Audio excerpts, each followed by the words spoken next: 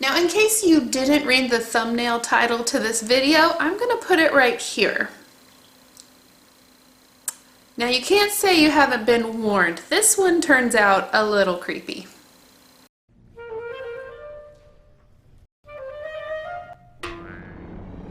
Welcome back to Bentley House. I'm Ara, and today I'm continuing to work on my Addams Family mansion. I'm working on the conservatory, and I'm installing one specific thing, and it's actually a person. I am putting in Dr. Pinder Schloss that is in the original 1991 version of the Addams Family. In case you're not familiar with this character, she pretends to be Fester's mother as he has amnesia and can't remember who he actually is. She tries to convince him to turn against the Addams family, and in the scene that I'm portraying in my dollhouse, she comes back one night trying to get into the house. She's knocking all over the conservatory, and that wakes up one of Morticia's lively plants. They grab her feet and start winding around her, and then they pull her into the conservatory. The next morning, Lurch wakes up and is misting all the plants and finds her, and all he can see are her eyes. And she says, "Hey, Bigfoot, stop staring and let me out." I always thought this scene in the movie was really funny, but today I feel like it turned out a little bit creepy, but you can be your own judge. So now I'm going to show you how I made Dr. Pinder Schloss. So here we are, back in the conservatory. If you've been to any of my live streams lately, you've seen a lot of this room as I have worked on the walls in two different live streams, and then the ceiling in another live stream. But today I'm going to be working in this corner. That is where I am going to be putting Dr. Pinder Schloss all wrapped up in vines. I need to put in this piece of furniture because it will be here, so I need to make sure that she sits above this furniture up on the wall. In the clip, she is down near the floor, but I'm taking a little bit of an artistic license because I have a lot of height in this room. The first thing I need to do is get some kind of person shape, and I want to make sure it's the right scale. So this person I printed out would be about 5.5 feet tall, and I'm assuming that's about right for Dr. Pinder Schloss. Next, I'm going to take aluminum foil and I'm going to be putting it into the shape of a body. Now, I don't have to use specific details like arms and legs because she is going to be all wrapped up in the vines, so I'm just trying to get a general body shape. And I keep checking it with my model, and then I'm adding more aluminum foil on for the legs.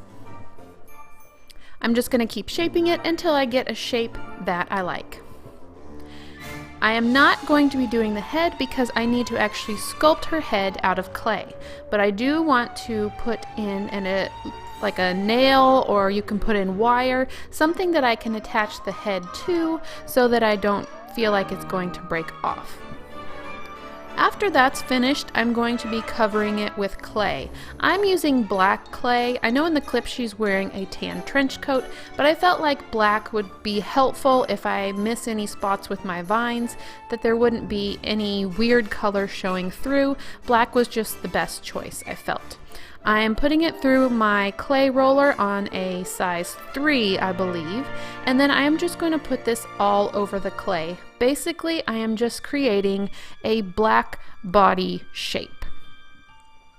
After that's done, I'm going to put it on my craft tray, and I am going to bake it according to the clay baking instructions on the package. After that is finished, I am going to be able to start sculpting my head. Now this, again, does not have to have a lot of details. It just really has to have the eyes, because that's all we're going to see. So I'm starting with the neck, and then I'm making sure I make a head size that matches with my person outline that I have printed off. After I have that attached, I'm just going to attach it to the neck. You probably won't see this part, but I just want to make sure that it's on there really well so it won't break off while I'm putting together the piece.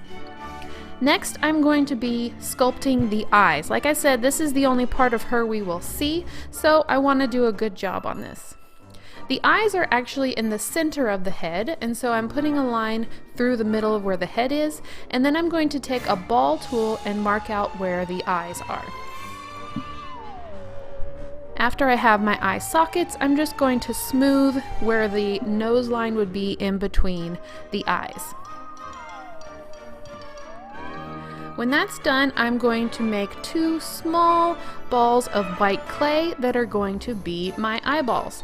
You can pre-bake these if you like, if you feel like you might squish them while you're sculpting, and I'm talking like you're actually going to make this someday.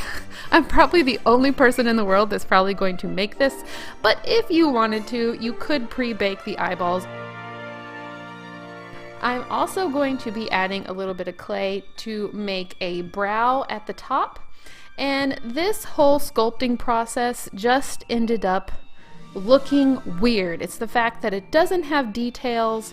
It just looks like something from Silence of the Lambs, which is, I don't know. I always found the Addams Family to be kind of funny creepy and not super duper creepy, and this is just, it's just creepy. I don't know. Let me know what you think in the comments.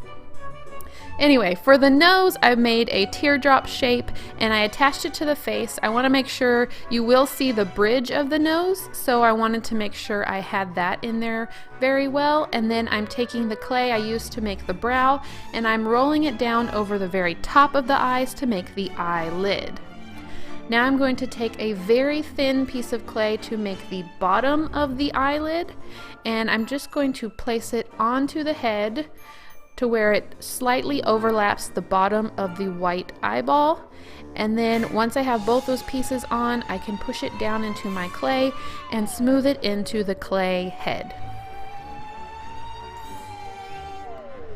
This would be a good project if you are not comfortable with sculpting faces. All you have to do is sculpt the eyes. So if you're looking for one of those projects, go for this one.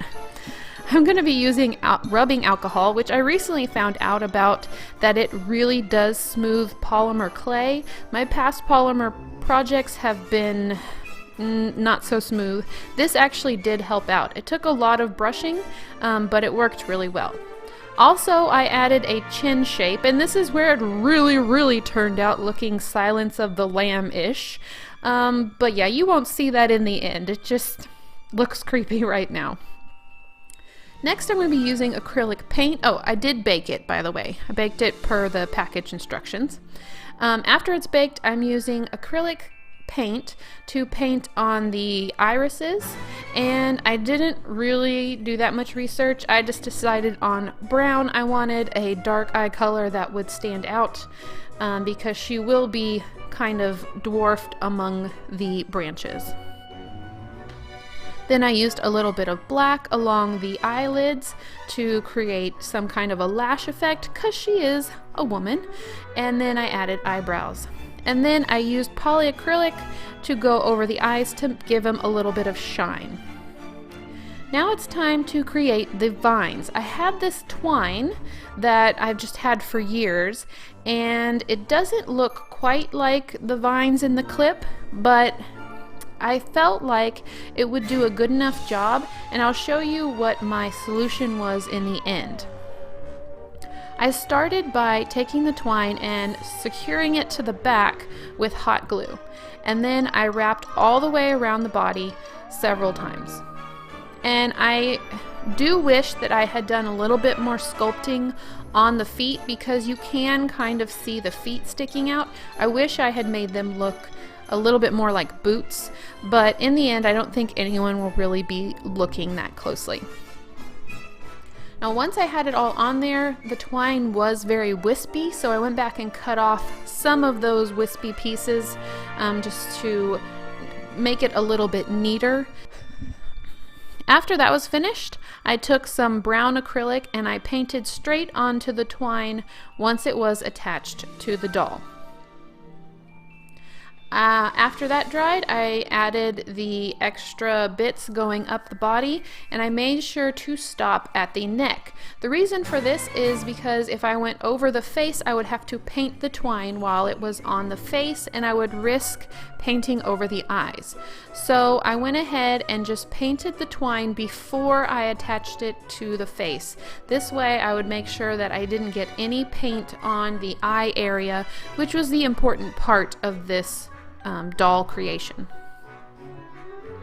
So now I'm just winding it around the face, and I'm going to be attaching it with hot glue on either side of the head, making sure that that is secure.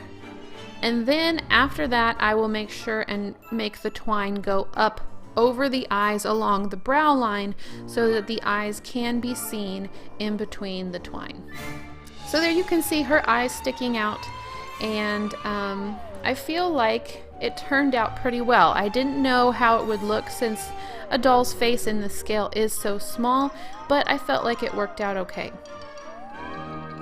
When I got towards the top, I just added some hot glue to the very top of her head and then just swirled it kind of like the end of a basket, and then made the end of the twine go back down the back of the head.